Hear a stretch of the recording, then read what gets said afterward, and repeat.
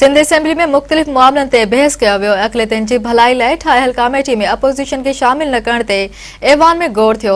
हुकूमत मुख़ालिफ़ धुर जे मेंबरनि में सख़्त जुमलनि जी ॾे वठि थी। ऐवान सूबे में मुफ़्त ऐं लाज़मी तालीम वारो ठहराव इतफ़ाक़ राय सां मंज़ूर करे वरितो। सिंध असेंबली जो इजलास स्पीकर आगा सिराज दुरानी जी सदारत हेठि थियो। इजलास में PTI जे सीमाज़िया सूबे में ॿारनि खे मुफ़्त ऐं लाज़मी तालीम ॾियण वारो ठहराव पेश कयो, जेको इतफ़ाक़ राय सां मंज़ूर कयो वियो।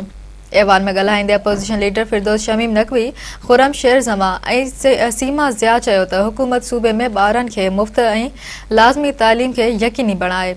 उन मौक़े ते तइलीम वारे वज़ीर सरदार शाह तक़रीर कंदे चयो त ठहराव सुठो आहे, उन जी हिमायत कनि था। हू ॿारनि जी तइलीम ते सियासत न कंदा। ज़हीन ॿारनि खे स्कॉलरशिप ज़रिए पढ़ायो वेंदो।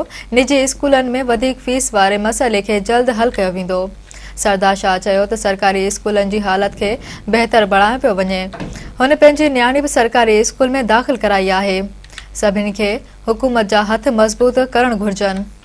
हुन चयो त ख़ानगी स्कूलनि जो क़िबलो दुरुस्त करणो पवंदो। सूबे में 7000 खां वधीक स्कूल गैर रजिस्टर्ड आहिनि।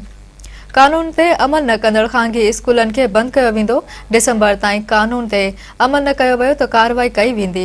इजलास में अक़लियतुनि जे फलाह ऐं बहबूद लाइ जुड़ियल कमेटी में अपोज़िशन खे नुमाइंदगी न ॾियण ते नुसरत सर एतिराज़ वारियो, जंहिं ते हुकूमत अपोज़िशन मेंबरनि में सख़्त जुमलनि जी ॾे वठि थी। नुसरत सर अब्बासी जो ठहराव रद्द कयो वियो।